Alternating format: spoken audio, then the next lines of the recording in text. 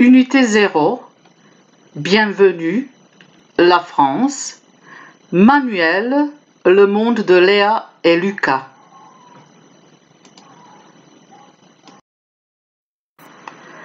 Obično se ljudi pitaju zašto je potrebno da naučimo više jezika. Kamel Daud, alžirski novinar i pisac, ovako je na ovo pitanje odgovorio svom sinu. Jednog dana moj sin me je pitao zašto treba da uči više stranih jezika. Ja sam mu odgovorio da je kuća sa više prozora bolje osvetljena. Francuski jezik nije moj maternji jezik, niti je jezik kojim govori moj otac. Francuski jezik je bratski jezik. Dakle, učenje stranog jezika otvara nam vrata drugih kultura i naroda. Tada ih bolje razumemo jer je jezik most preko koga nam dolaze novi prijatelji. Je découvre la France, ja otkrivam Francusku.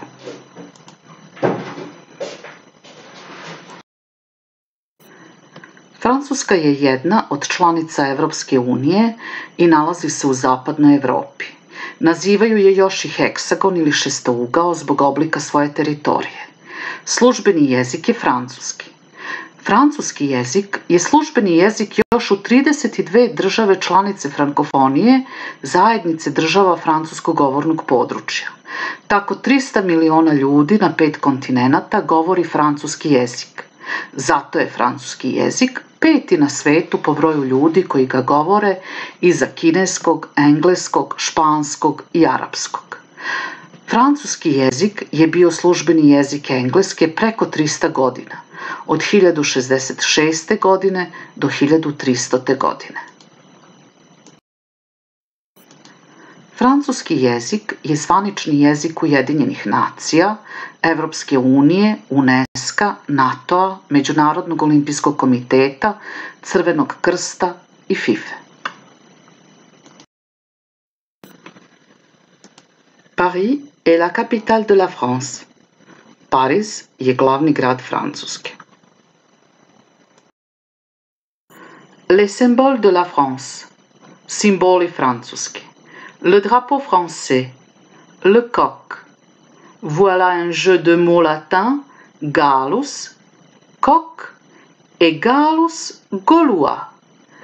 Les Gaulois, Astérix et Obélix, la Gaule, l'Hexagone, et voilà Marianne, symbole de la République, liberté, égalité, fraternité.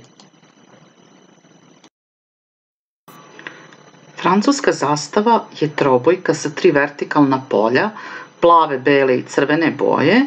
Jedan od simbola Francuske je i petao, naime to je igra reči, a potiče od latinske reči Gallus, koja označava i petla i stanovnika Galije. Ovaj simbol krasi dresove francuskih reprezentacija, a Gale poznajete iz stripa o Asterixu i Obelixu. Marijana je simbol Francuske republike koja predstavlja slobodu i razum. Slogan sloboda, jednakost, bratstvo nastao je u vreme Francuske revolucije i jedan je od simbola Francuske. Kada želimo da dobijemo informaciju o nekom gradu, muzeju ili nekom predmetu, postavit ćemo osnovno pitanje, a to je šta je to? Na francuskom to pitanje glasi Qu'est-ce que c'est? I odgovor počinjemo se, to je, i onda kažemo naziv ili tog grada ili nekog predmeta o kome je reč. I evo imamo sliku. Qu'est-ce que c'est? C'est la tour Eiffel. To je Eiffelova kula. Qu'est-ce que c'est? C'est le musée du Louvre. To je muzej Louvre. Qu'est-ce que c'est? C'est l'avion. To je avion.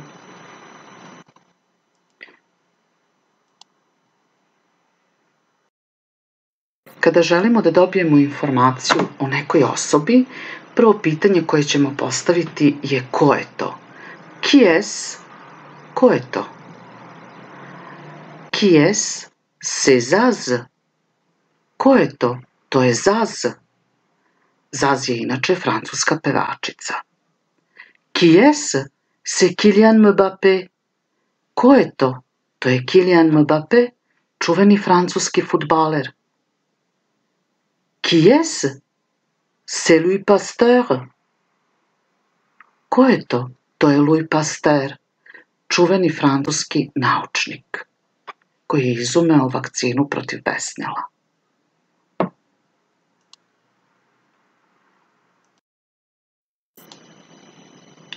Je connais quelques mots français.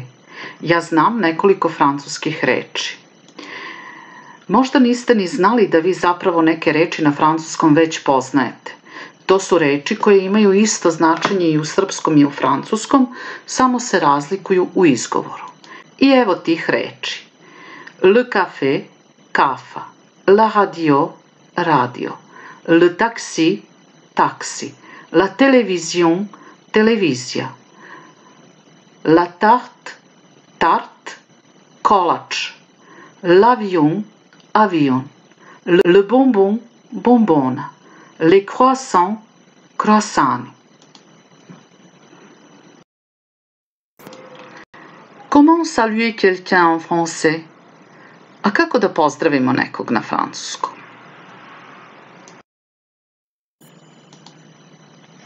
Kada pozdravljamo odrasle osobe, ali i naše profesore, reći ćemo bonjour monsieur, dobar dan gospodine, odnosno dobar dan profesore, i bonjour madame, dobar dan gospođo, odnosno dobar dan profesorka. Prijatelji, drugovi i mlade osobe među sobom mogu se pozdravljati tako što će reći salut, a to znači zdravo. I ovdje imamo primjer. Salut, je suis Alain, zdravo, ja sam Alen. Salut Alain, je m'appelle Léa, zdravo Alene, ja se zovem Lea.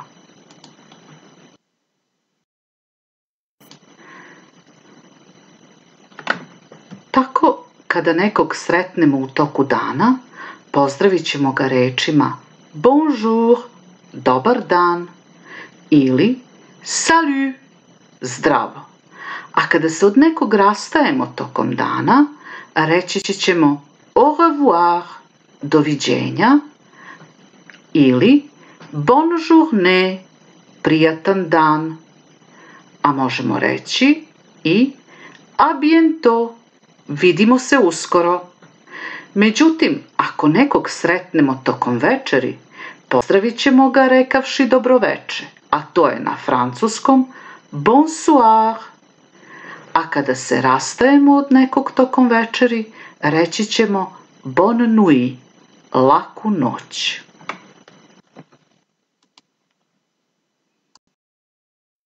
Merci de votre attention.